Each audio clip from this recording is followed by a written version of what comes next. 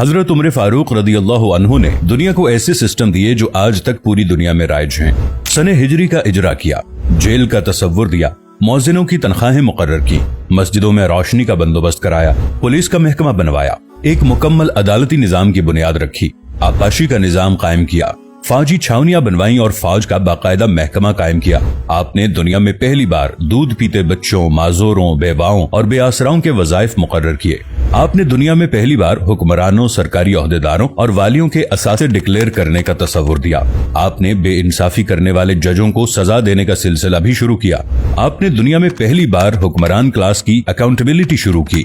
आप रातों को तिजारती काफिलों की निगरानी करते थे। आप फरमाया करते थे, जो हुक्मरान अदल करते हैं वो रातों को बेखौफ सोते हैं। आपका फरमान था कि कौम का सरदार कौम का सच्चा खादिम होता है।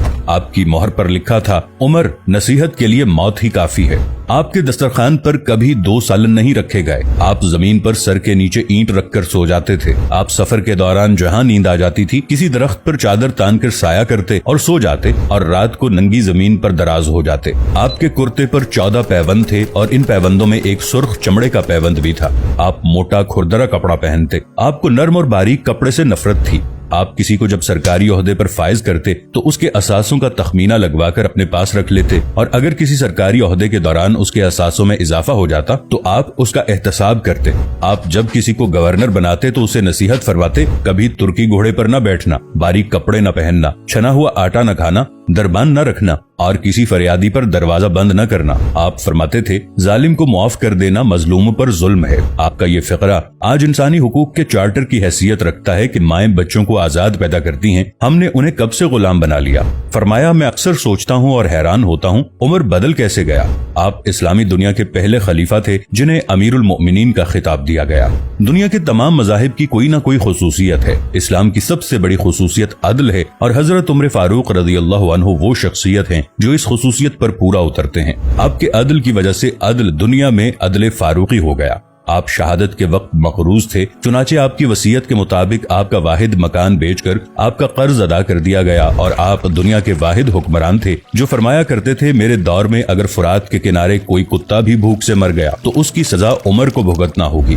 आपके अदल की ये हालत थी। आपका इंतकाल हुआ तो आपकी सल्तनत के दूर दराज इलाके का एक चरवाहा भागता हुआ आया और चीख कर बोला, लोगों, हजरत उमर फारूक रदियल्लाहु अन्हु का इंतकाल हो गया। लोगों ने हैरत से पूछा, तुम मदीने से हजारों मील दूर जंगल में हो, तुम्हें इस सानहे की इत्तला किसने दी। चरवाहा बोला, जब तक हजरत उमर फारूक रदियल्लाहु अन्हु जिंदा थे मेरी भेड़ें जंगल में बेखौफ फिरती थीं और कोई दरिंदा उनकी तरफ आंख उठाकर नहीं देखता था, लेकिन आज पहली बार एक भेड़िया मेरी भेड़ का बच्चा उठाकर ले गया। मैंने भेड़िया की जुर्रत से जान लिया कि आज दुनिया में हजरत उमर फारूक रदियल्लाहु अन्हु मौजूद नहीं है। हजरत उमर फारूक रदियल्लाहु अन्हु ने अपने दौर में जिस जिस खित्ते में इस्लाम का झंडा भिजवाया वहाँ से आज भी अल्लाह अकबर की सदाएं आती हैं। वहाँ आज भी लोग अल्लाह के सामने सजदा करते हैं। दुनिया में अलेक्जेंडर का नाम सिर्फ किताबों में सिमट कर रह गया है, जबकि हजरत उमर फारूक रदियल्लाहु अन्हु के बनाए निजाम दुनिया के 245 ममालिक में आज भी किसी न किसी शक्ल में मौजूद हैं। आज भी जब किसी डाक खाने से कोई खत निकलता है, पुलिस का कोई सिपाही वर्दी पहनता है,